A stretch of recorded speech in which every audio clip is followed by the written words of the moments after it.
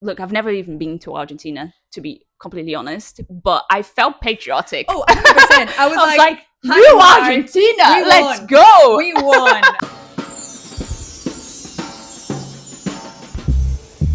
And clap.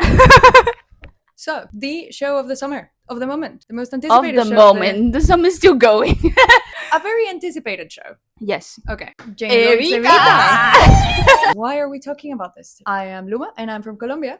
And I'm Barbara, and I'm Brazilian. As the two resident Latinas in the theater reviewing world, we thought... Literally, only us. Literally us. We're bringing the sabor.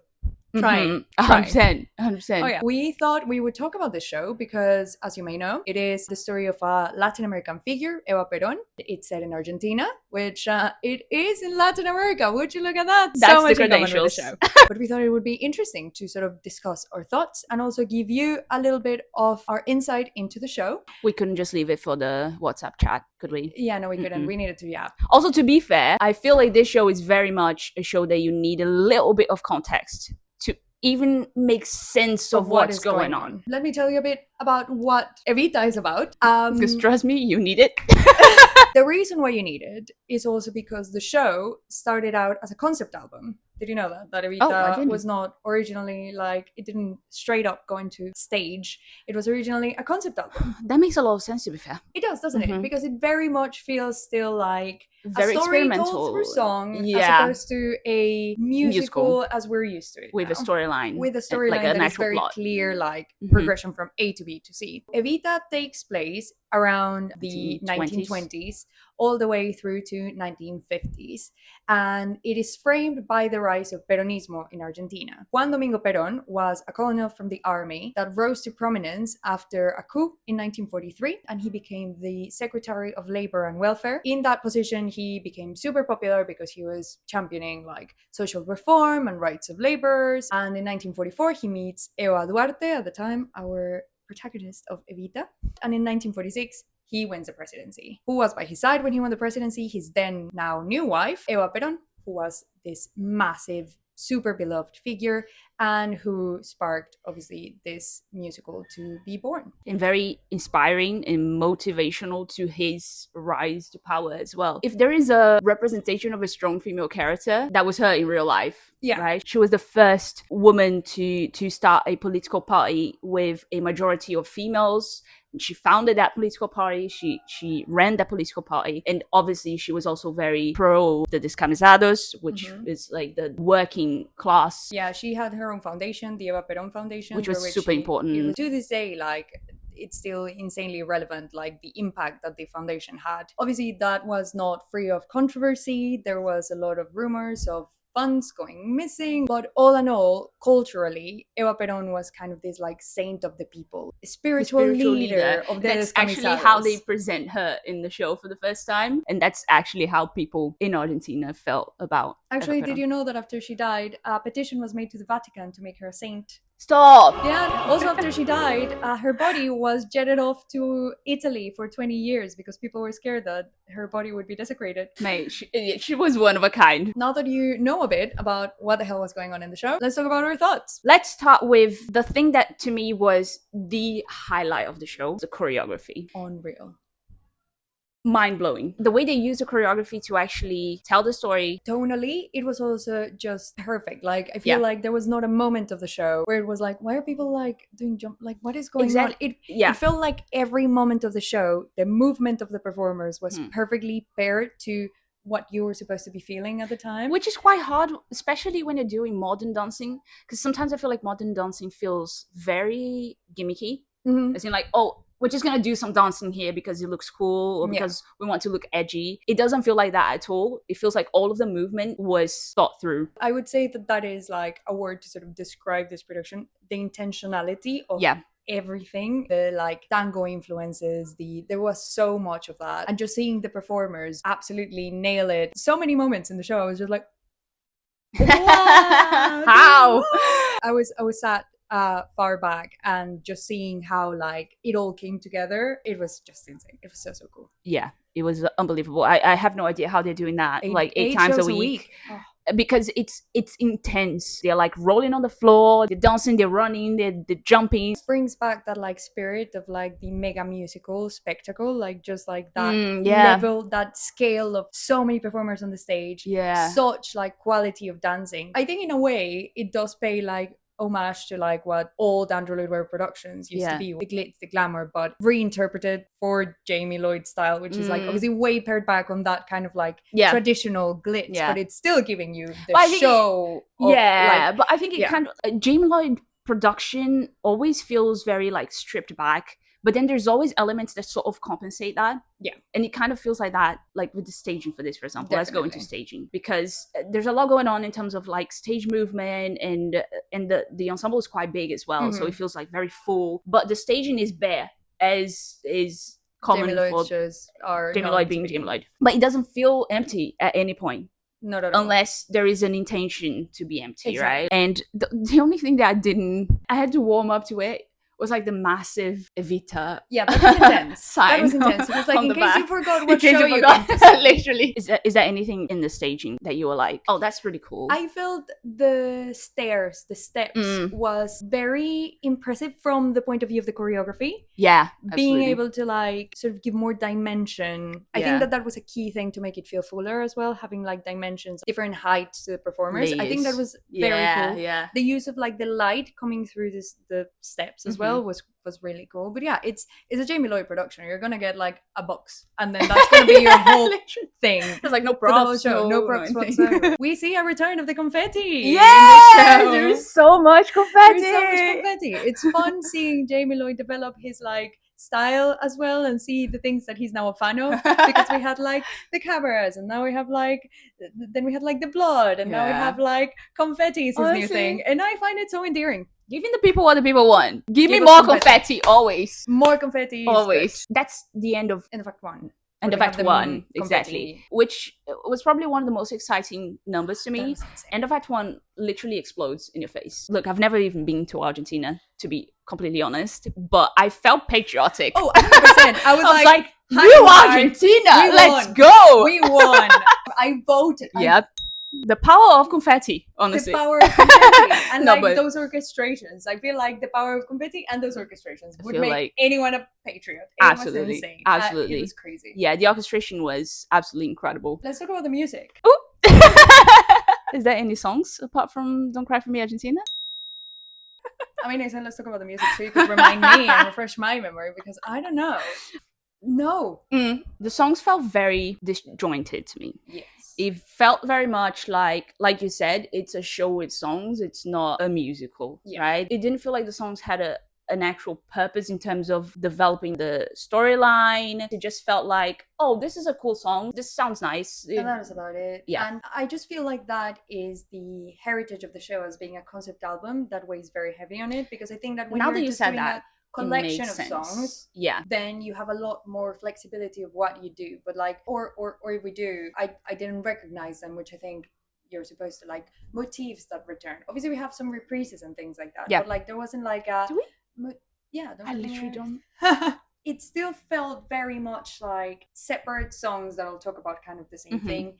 Even when it comes to like the genre of the songs, we were talking about this before, and the music in Latin America is so rich. There's such variety. I was quite disappointed by that. So much you can do. And besides a few nods to tango and some very misplaced like samba drums, very much in the background. Very much in the background. You have this portfolio of genres, of Latin American genres, that you could literally like drown the music in. It's like this is what the music should sound like, and it doesn't. No. It was quite disappointing. And it doesn't stray far enough to be a stylistic choice. I feel like it doesn't. It's not like, oh, this is going to be like a rock musical, and then it's about this woman or whatever. It feels like it's in touch enough with what Latin American music kind of is, but not close enough to actually like heighten it and sort of like, this is a Latin American show. Like this is about you have it right there. No one is asking you to like reinvent the wheel. You have so much literally to draw from. We're asking you to copy your homework. Literally, mate. Please do it. Now, all of that being said about the music, it's not very memorable. It doesn't really work the story. The orchestrations were super exciting. It was so good. Yeah, sounded absolutely amazing. Sounded wrapped around you. Yeah. The Palladium has a history of messing up sound massively. Like we see that with like one night only concerts, with the concerts and things like that. Seeing a show utilize the architecture of the Palladium that is meant for these like big orchestrations, and this like sound that wraps around you and like washes over you. Yeah. It was so good. It was art. I cannot remember any of the lyrics, but I do remember the music being really good. That takes me back to something that I was quite like moved by. Again, not Argentinian, but Rachel Zegler. But in that moment. But in that moment, I felt my soul filled with like the Celeste. Is just seeing Latin American figure being like put on display in this one of the biggest stages in London, played by an actress with Latin American heritage, Rachel Zegler. If you didn't know, she's of Colombian heritage.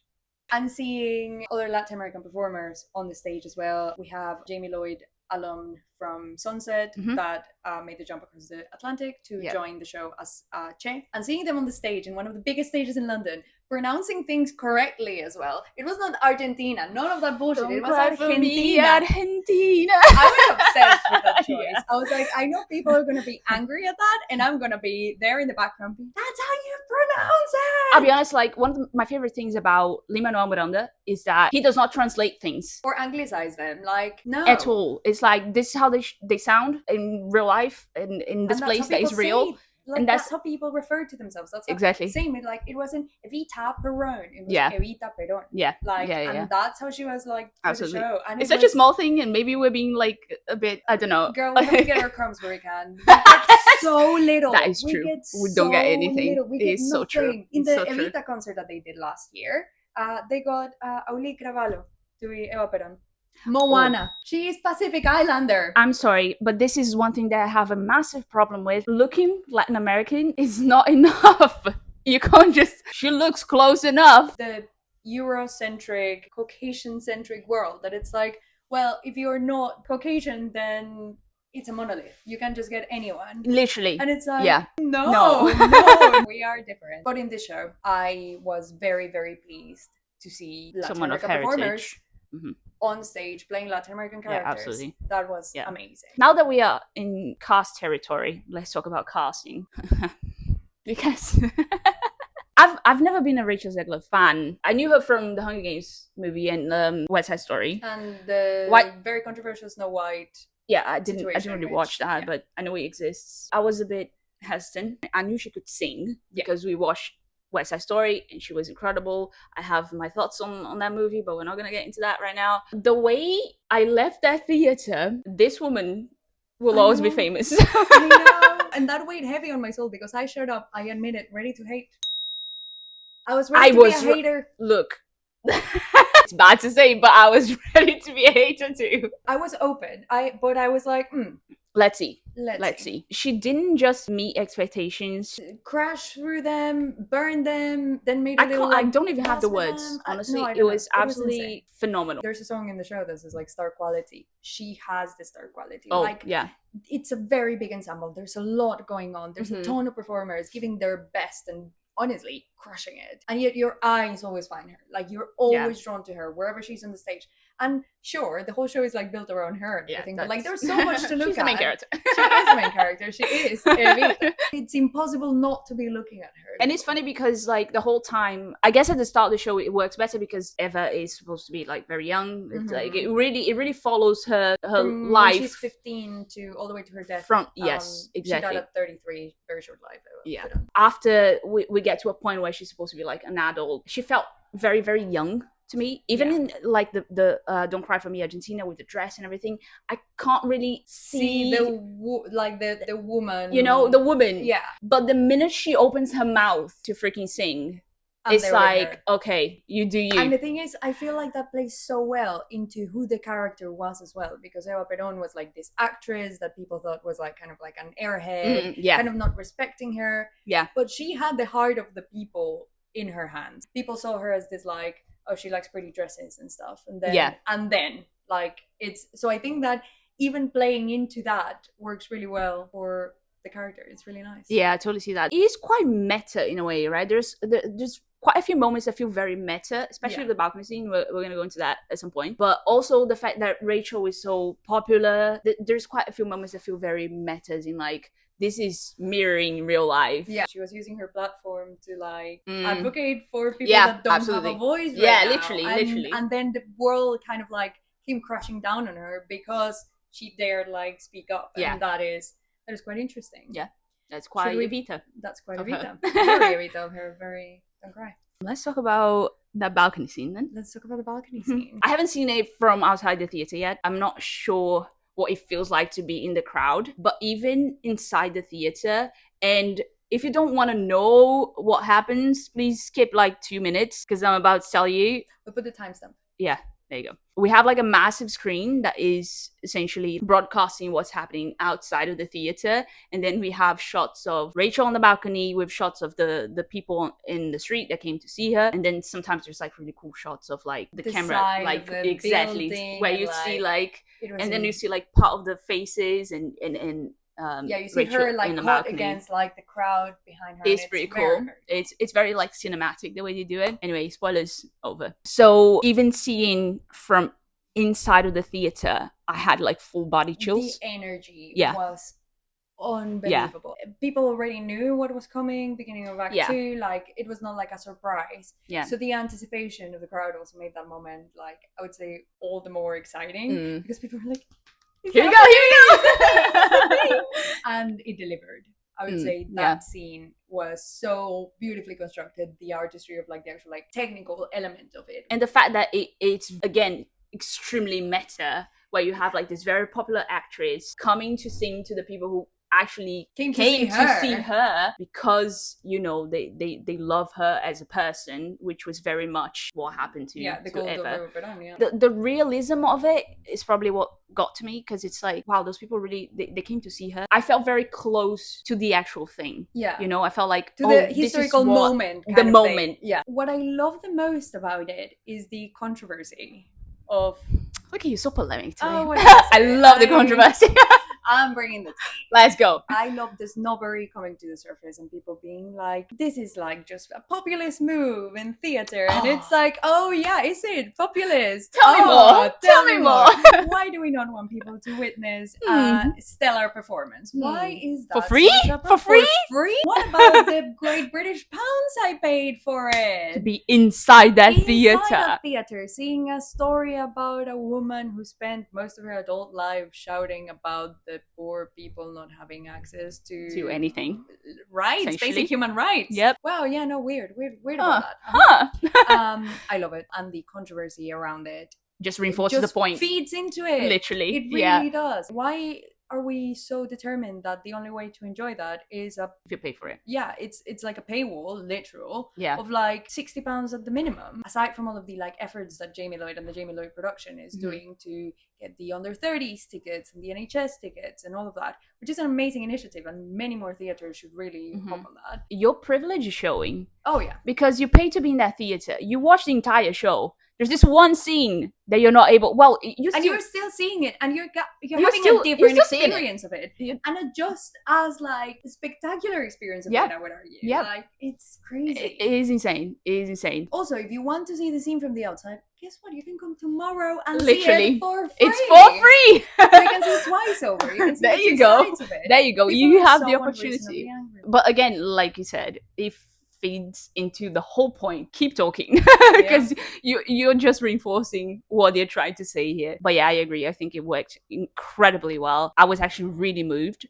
Not just because the scene works so well, but like her performance is again phenomenal. Brilliant. Like actual fan now. Just like when the people, like at the very end of the song, when the people like start clapping and you know, making noise, like you feel that like double excitement. Like it was very emotional. Yeah, it was very emotional. Going back to cast a little bit, because I feel like we have to talk about Che as well. He was incredible. And it's the energy. Another question of like, why is El Che in the show? They never met. El Che didn't rise to prominence until like, well, he's not. It's a nudge to him being Che Guevara. And I love that, because you don't know that he's El Che unless you read the program.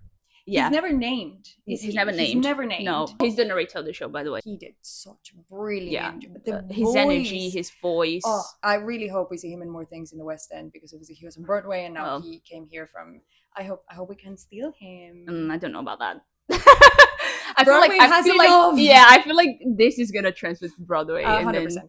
And they're probably gonna take the cast. The whole cast, yeah. I know. Let a girl dream. I find very interesting the inclusion of Luce. So this was my first time actually seeing like Evita.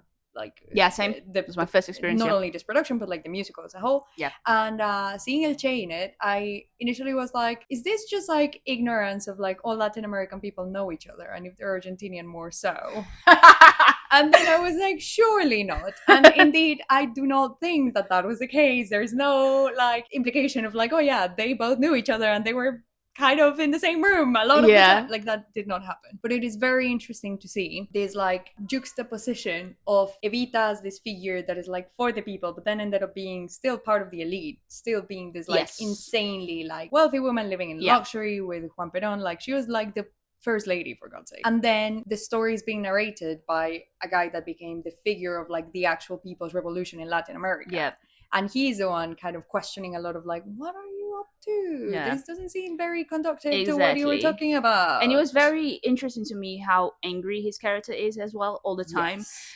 And again, I feel like that's where context is quite important. If you don't understand who Che Guevara was or who Eva Perón was, why is this guy so angry at her for nothing? Because he starts the show really angry. It's like you get nothing before that. It's like that's his state already. And like angry and like kind of like mockery of like how people very are ironic, mourning the laws, and it's like, oh, is she the saint of the people? Yeah. Is she? Oh, the casting was absolutely incredible. The two of them, their chemistry, was fantastic. Unreal. So good. That like constant tension, but also kind of like dancing with each other. Because it's like we kind of are dancing to the same tune, but we're doing it to so differently. Yeah, you know exactly. What I mean? Exactly. Like, yeah. There is one thing. Let's talk about the Jamie Lloyd style of production. Yeah. Because there's this one thing that happens to him at the very end of Act 2. And probably most people saw curtain call moments where he has like underwear and he's covered in like paint and blood and all of that. That looks very much like